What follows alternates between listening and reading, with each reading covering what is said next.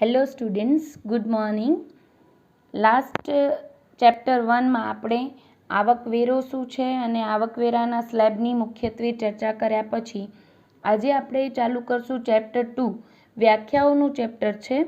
આપણે ખ્યાલ છે એમ અત્યારે 1961નો આવકવેરા ધારો લાગુ છે. હવે આવકવેરા ધારામાં ઘણી બધી વ્યાખ્યાઓ આપેલી છે. કારણ કે આ કાયદો શું છે એ સમજી શકાય એના માટે અમુક શબ્દો સમજવા જરૂરી બને છે. અને આ વ્યાખ્યાઓનું ચેપ્ટર આમ જોઈએ તો તમને ખ્યાલ છે એ મુજબ આપણે ચર્ચા લીધી હતી કે સિલેબસમાં પહેલું, બીજું અને 7મું ચેપ્ટર થઈને ટોટલ 25% વેઇટેજ છે. પરંતુ એટલે વ્યાખ્યાઓનું એક્ઝામની દ્રષ્ટિએ એટલું વેઇટેજ નથી, પણ આખું ટેક્સેશન સમજવા માટે કયા શબ્દનો શું અર્થ થાય છે એ સમજવું જરૂરી બને. એટલે આપણે એ રીતે વિગતે જ સમજશું, બરાબર. 1 by 1 વ્યાખ્યાઓ લઈએ છીએ. એમાં મુખ્યત્વે અમુક શબ્દો જે આપણે રોજ જ્યારે ટેક્સેશન ભણશું, એ સેમ 3માં હોય કે સેમ 4માં, ત્યારે એ વર્ડનો ઉપયોગ કરીએ તો એ વર્ડનું મિનિંગ શું છે એ આપણે ખબર હોવી જોઈએ. આવકવેરો શું છે, આવક શું છે, એસએસસી કોને કહી શકાય, અથવા શખ્સ કોણ છે, પછી આકારણી વર્ષ, આકારણી અને પાછલા વર્ષનો અર્થ શું થાય, તેમજ ખેતીની આવક અંગે અને કર પરિવર્જન, કર ચોરી વિશેનો અભ્યાસ આપણે આમાં કરશું. એક પછી એક લઈએ તો પહેલું છે આવકવેરો કોને કહેવાય, તો કે કરદાતા છે જે એસએસસી છે એની પાછલા વર્ષની કુલ આવક પર પ્રત્યેક નાણાકીય વર્ષ દરમિયાન મધ્યસ્થ સરકાર દ્વારા જે રકમ કર તરીકે ઉઘરાવવામાં આવે છે એને આપણે આવકવેરો, આયાત વેરો કે ઇન્કમ ટેક્સ તરીકે ઓળખીએ છીએ. હવે કરદાતા એટલે કે એસએસસી કોણ, એની ચર્ચા હમણાં જ આપણે લેશું. કોઈ પણ વ્યક્તિ હોય જે કર ભરવાને જવાબદાર હોય, એની આવક જો વધુ હોય તો, એટલે કે સ્લેબથી વધુ આવક હોય, એ પ્રત્યેક નાણાકીય વર્ષ દરમિયાન મધ્યસ્થ સરકાર દ્વારા, એટલે કે આપણે ધ્યાન રાખીએ કેન્દ્ર સરકાર દ્વારા આવકવેરો લેવામાં આવે છે.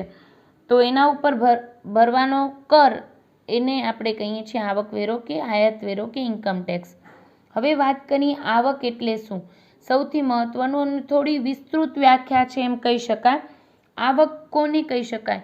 આવક ઘણી બધી રીતે પ્રાપ્ત થઈ શકે અને આવકવેરામાં જે વ્યાખ્યા આપવામાં આવી છે એ પણ સમાવેશી વ્યાખ્યા છે.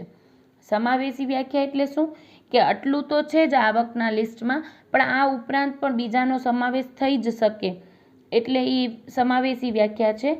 એ વ્યાખ્યા મુજબ આપણે આવકના પ્રકારો જોઈએ તો ઘણી બધી વિસ્તૃત વ્યાખ્યા છે. એટલે એકવાર રીડ કરશું અને પછી તમે એ ચેપ્ટર વાઇઝ આપણે એને સમજતા પણ જશું. કોઈ પણ રીતે કોઈ વ્યક્તિને ક્યાંથી આવક મળી શકે એ બધી જ આવકોનો સમાવેશ જનરલી આમાં કરેલો છે. પેલું છે ધંધો કે વ્યવસાયનો નફો કે લાભ થાય તો એને આવક કહી શકાય.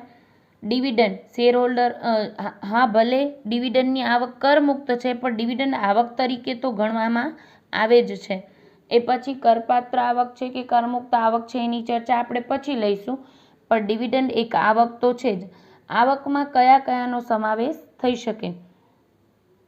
પછી છે તમારું સંપૂર્ણ કે અંશતઃ ધાર્મિક હેતુ માટે અથવા જાહેર સખાવત માટે સ્થાપવામાં આવેલ ટ્રસ્ટ કે સંસ્થાને અથવા યુનિવર્સિટી કે શૈક્ષણિક સંસ્થા અથવા હોસ્પિટલને સ્વૈચ્છિક જે ફાળાઓ મળે છે એ પણ એના માટે તો એ આવક જ ગણાય. પછી પગારના મથાળા હેઠળ મળતી આવક કે સવલતોને પણ આપણે આવકમાં લઈશું. આ ઉપરાંત એસએસસીને અંગત ખર્ચ કરવા માટે જે વિશિષ્ટ ભથ્થા મળે છે, કોઈ પણ કર્મચારીઓ એને આવક મળે, પછી સવલતો મળે, એ ઉપરાંત ભથ્થાઓ મળતા હોય છે. અને મોંઘવારી ભથ્થાને પણ આપણે આવકમાં સમાવેશ કરીએ છીએ. આ પગારના શીર્ષક હેઠળની આવકો બધી જ આવી જાય. પછી છે નિકાસ પ્રોત્સાહન માટે કોઈ રકમો મળે સરકાર તરફથી, દાખલા તરીકે ડ્યુટી ડ્રોબેક કે એવું કોઈ, અથવા તો ઇમ્પોર્ટનું લાયસન્સનું વેચાણ કરવા માટે પણ જે રકમો મળે નિકાસ પ્રોત્સાહન માટે, એ બધી આવક ગણાય. પેઢીમાંથી ભાગીદારને મળતું વ્યાજ, પગાર, બોનસ, કમિશન કે મહેનતાણું, ભાગીદારી પેઢીમાંથી ભાગીદારને મળતી બધા જ પ્રકારની આવક, એ પછી વ્યાજ હોય, પગાર હોય, બોનસ હોય, કમિશન હોય કે મહેનતાણું. પછી મૂડી નફો હોય તો એ પણ આવક ગણાય. એ ઉપરાંત કોઓપરેટિવ સોસાયટી દ્વારા તેના સભ્યોને કોઈ પણ નફો કે લાભ મળે છે તો એ ઇન શોર્ટ કહી શકાય ધંધો વ્યવસાય કરતી વ્યક્તિને ધંધામાંથી મળતું વળતર, કોઓપરેટિવ સોસાયટીના સભ્યને એનામાંથી મળતો નફો કે લાભ, પગારદાર વ્યક્તિને પગાર મળે અથવા ભથ્થા મળે કે સવલતો મળે તો એ આપણે શેમાં લેશું? આવકમાં લેશું. ભાગીદાર હોય તો એને ભાગીદારી પેઢીમાંથી જે અવેજ મળે એને આપણે આવકમાં લઈશું. વીમાનો ધંધો કરતી કે મ્યુચ્યુઅલ ઇન્સ્યોરન્સ કંપની હોય કે સહકારી મંડળી હોય તો એને પ્રાપ્ત થતા નફાને પણ આવકમાં ગણવામાં આવશે. આ ઉપરાંત વેપારી કે વ્યવસાયિક મંડળ હોય તેના સભ્યને પણ જે સેવા આપવાથી જે આવક મળે છે એને પણ આપણે આવક તરીકે લેશું. આ સિવાય આકસ્મિક આવક હોય એટલે કે ઇનામ જીત્યું હોય અથવા શબ્દ વ્યૂહરચના હરીફાઈમાં કે ઘોડાદોડમાં લગાવેલ રકમ પર ઇનામ મળે, જુગાર દ્વારા જે આવક મળે એ બધી જ ઇનામ અથવા તો જુગાર દ્વારા મેળવેલ આવક કે સટ્ટો ઘોડાદોડમાં કે સટ્ટો લગાવ્યો એના થ્રુ જે આવક મળે એને પણ આપણે આવકમાં સમાવેશ કરીએ છીએ. આવી આવકો આકસ્મિક છે એટલે કે આ વારાઘડીએ થતી નથી, ક્યારેક જ મળે. લોટરી દર વખતે લાગે નહીં. પુનરાવર્તન નહીં થનારી આવકો હોવા છતાં એ કરપાત્ર તો બને જ છે. એને જીતવાની જેટલી રકમો છે એ જીતની દરેક રકમ ઉપર ફ્લેટ 30% દરે કરવેરો ભરવો પડતો હોય છે. આના પછી વાત કરીએ તો કીમેન ઇન્સ્યોરન્સ પોલિસી અંગે બોનસ સહિતની જે રકમ મળે. હવે કીમેન ઇન્સ્યોરન્સ એટલે શું કે કોઈ કંપની હોય એના માટે કોઈ સંચાલક હોય કે જે બહુ જ એફિશિયન્ટ વર્કર હોય તો એના વગર એ ન હોય તો કંપનીને ફરક પડવાનો હોય એવા વ્યક્તિને શું કહેવાય? કીમેન કહેવાય. દાખલા તરીકે આપણા ઘરમાં ફાધર હોય તો એ શું કહેવાય? ઘરના કીમેન કહેવાય કે જેના વગર ઘર ચલાવવું થોડુંક અઘરું થઈ પડે તો એવા વ્યક્તિને કીમેન કહેવાય. તો કંપનીઓ કીમેન ઇન્સ્યોરન્સ લેતી હોય છે કે એ સંચાલક નહીં હોય તો આપણી કંપનીને નુકસાન થઈ શકે એટલે એ સંચાલક પર્ટિક્યુલર વ્યક્તિ માટે કંપની પોલિસી લેતી હોય છે. તો આ પોલિસી હેઠળ જો બોનસ સહિત કોઈ પણ રકમ મળે તો એ પણ આવક ગણાય.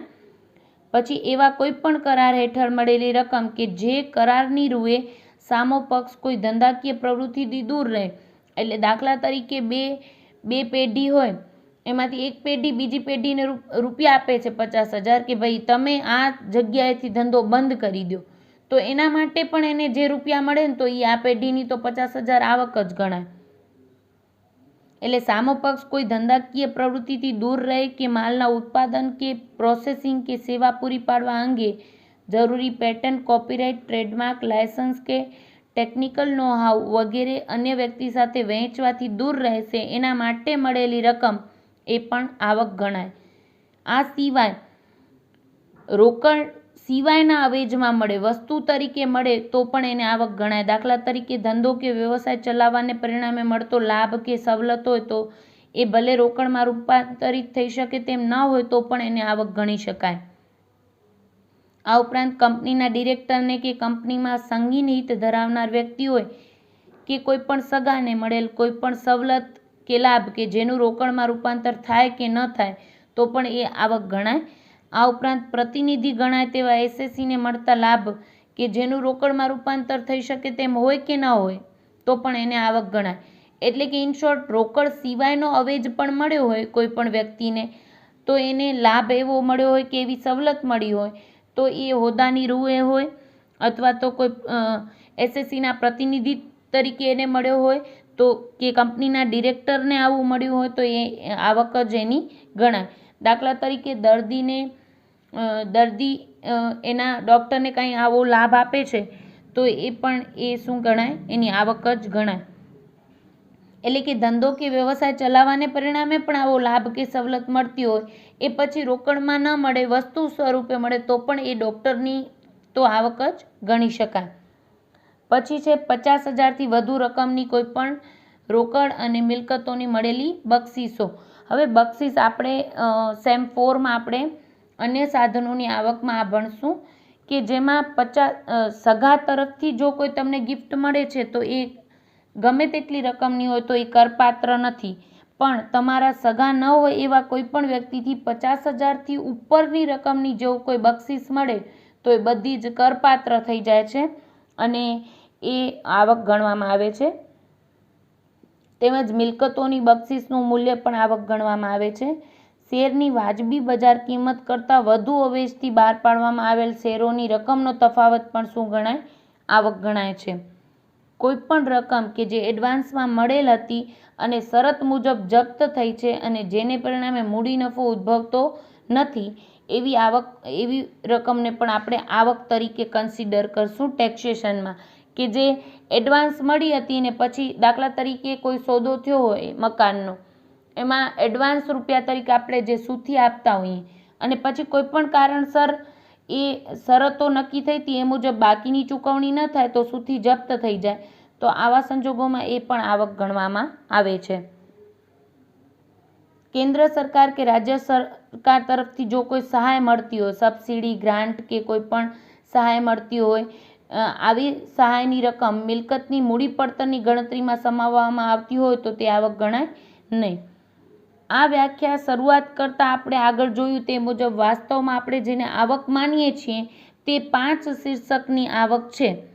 આમ મેં ચેપ્ટર 1 લીધું ત્યારે પણ તમને થોડોક બેઝ કીધો તો કે વ્યક્તિની આવક કઈ રીતે ગણાય. આકારણી વર્ષ અને પાછલું વર્ષ શીખ્યા હતા એની સાથે મેં તમને વાત કરી હતી કે આવકવેરામાં આવક કઈ રીતે ગણાય. તો કે પહેલે વ્યક્તિ રહીશ છે કે બિન રહીશ છે કે સામાન્ય રહીશ છે એ નક્કી કરવામાં આવે. પછી એ વ્યક્તિની 5 શીર્ષક હેઠળ આવકને વહેંચવામાં આવે છે આવકવેરામાં.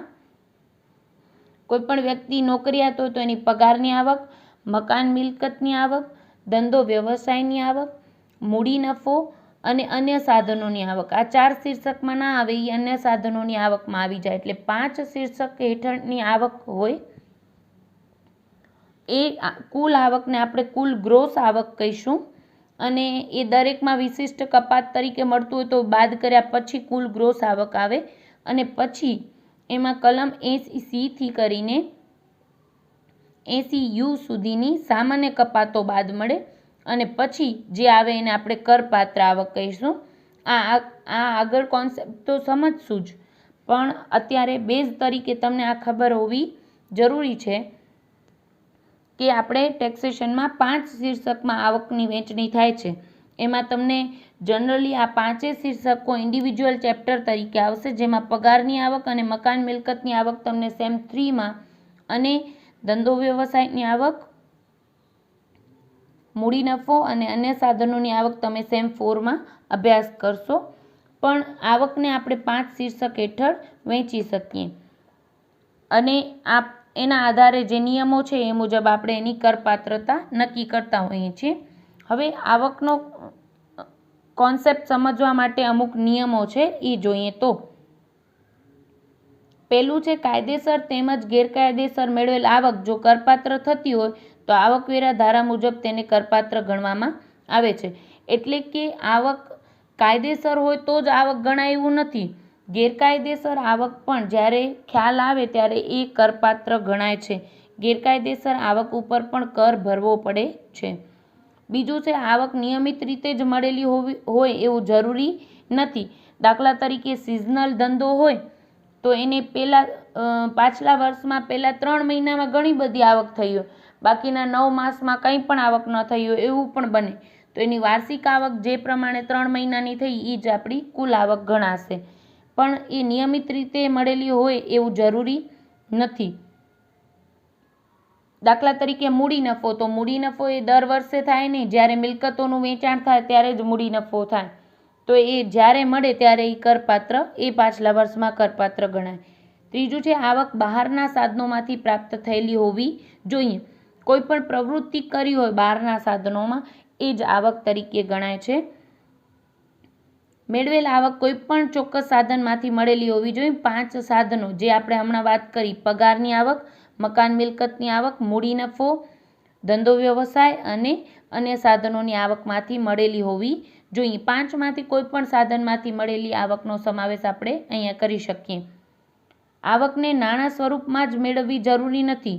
આપણે હમણાં જ વાત કરી હતી, રોકડમાં રૂપાંતર ન થઈ શકે એમ હોય પણ વસ્તુ તરીકે પણ અથવા કોઈ લાભ કે સવલત તરીકે મળે તો પણ આપણે એને આવક ગણીએ છીએ. દાખલા તરીકે કોઈ પણ કર્મચારી હોય, એ કંપની એમને રહેવા માટે જો સ્ટાફ ક્વાર્ટર્સ આપે તો એને મળેલી સવલત પણ એની આવક જ ગણાય છે, જે પગારના શીર્ષક હેઠળ આપણે એને ઉમેરવી પડે. કોઈ પણ મેળવેલ રકમ આવક છે કે કેમ એ પ્રથમ જ્યારે તે મેળવવામાં આવ્યું ત્યારે જ એને નક્કી કરવામાં આવે છે. પછી છે ફક્ત ખર્ચમાં મળેલી રાહત આવક ગણાતી નથી. ખર્ચ ઓછો ચૂકવવો પડ્યો એ કોઈ આવક ગણાતી નથી અહીંયા. પછી છે અમુક વ્યક્તિગત બક્ષિસ વગેરે આવક ગણાય નહીં. આપણે હમણાં જ વાત કરી જ્યારે 50,000ની આવક મળેલી ગિફ્ટ વિશે, ત્યારે જ મેં તમને કીધું એમ સગા સંબંધી તરફથી અથવા તો લગ્ન પ્રસંગે કે જન્મદિવસની ઉજવણી વખતે જો તમને 50,000થી ઓછી રકમની ગિફ્ટ મળે છે બીજા લોકો તરફથી, તો એ પણ આવક નથી ગણાતી. અને સગા સંબંધી તરફથી મળે છે અથવા લગ્ન પ્રસંગે મળે છે તો એ કોઈ પણ રકમની, ગમે તેટલી મોટી રકમની આવક પણ કરપાત્ર ગણાતી નથી. ખોવાયેલી વસ્તુને શોધી આપનારને જે ઇનામ આપવામાં આવે છે એનો આપણે આવકમાં સમાવેશ કરતા નથી. પણ ખેલાડીઓને કોઈ ઇનામ મળે છે તો એ કરપાત્ર ગણાય, કારણ કે ખેલાડીઓ પોતે એના વ્યવસાય છે કોઈ પણ રમત રમવી, તો એ ખેલાડીને કોઈ ઇનામ મળે છે તો એ કરપાત્ર ગણાય છે. પણ ખોવાયેલી વસ્તુ શોધી આપનારને ઇનામ મળે તો એ કરપાત્ર ગણાય નહીં.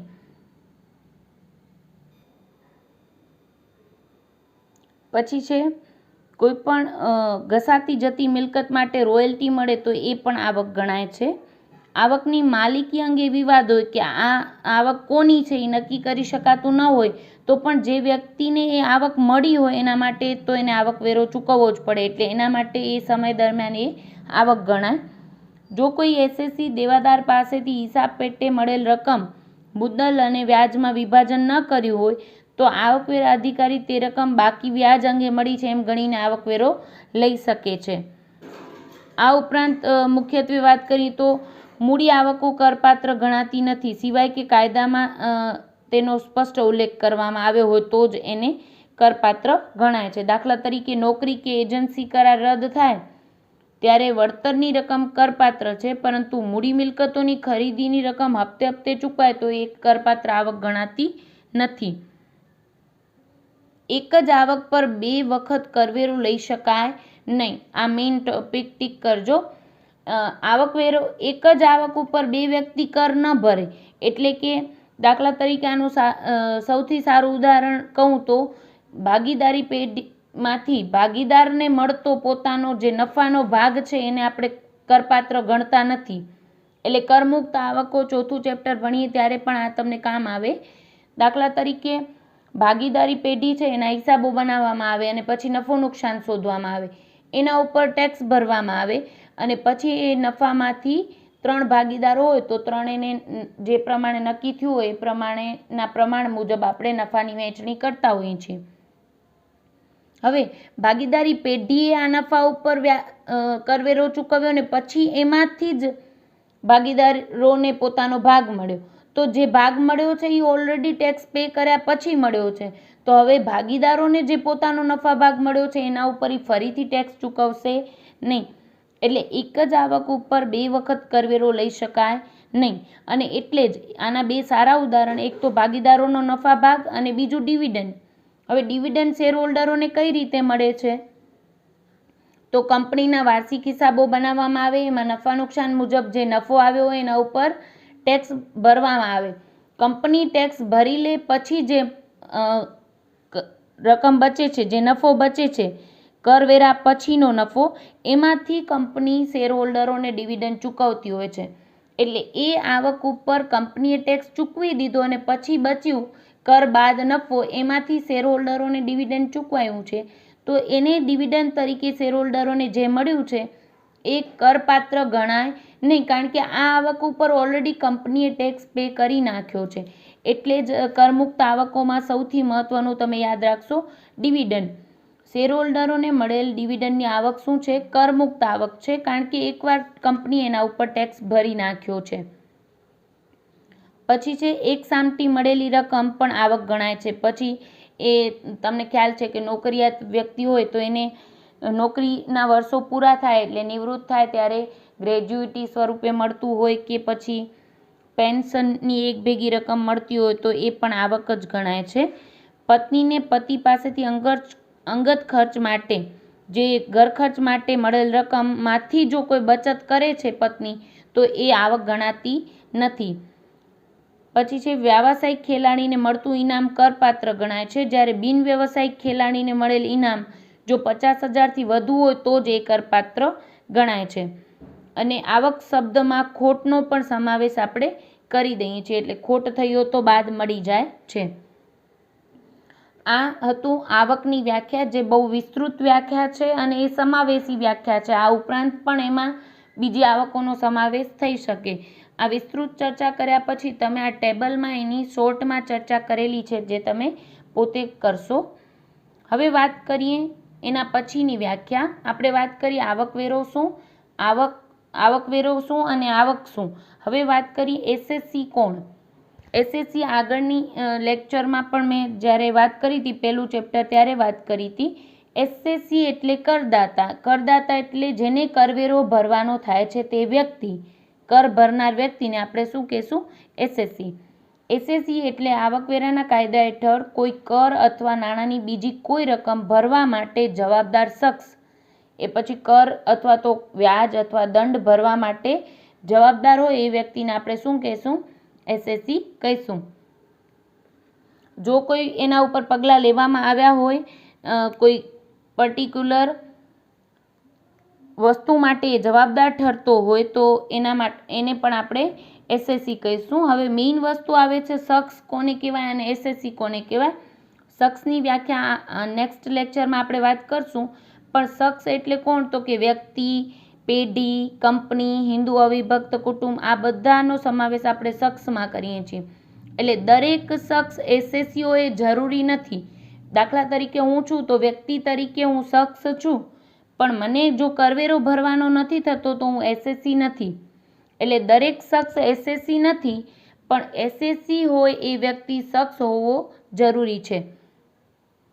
આમ શખ્સ કે જેના અંગે આ કાયદા હેઠળ તેને આવક મળી હોય અથવા અન્ય વ્યક્તિની આવક ભરવા માટે જવાબદાર ઠરતો હોય, તેણે સહન કરેલ નુકસાન અંગે અથવા તેને મળેલ રિફંડ અંગે જો એને કરવેરો ભરવાનો થતો હોય તો એ એસએસસી ગણાય છે.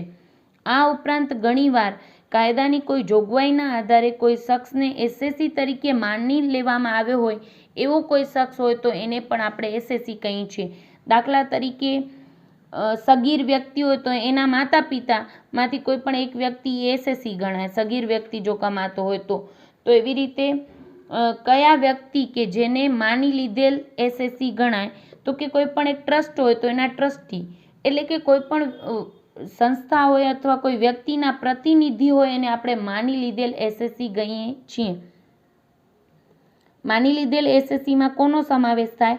તો કે કોઈ પણ ટ્રસ્ટના ટ્રસ્ટી હોય અથવા કોઈ પણ મરહૂમ શખ્સના કાયદેસરના પ્રતિનિધિ હોય અથવા તો બિનરહીશ વ્યક્તિના પ્રતિનિધિ હોય અથવા કોર્ટ ઓફ વોર્ડ્સ અથવા ઓફિશિયલ ટ્રસ્ટી કે રિસીવર તરીકે અન્ય વ્યક્તિ વતી આવક મેળવનાર શખ્સ હોય.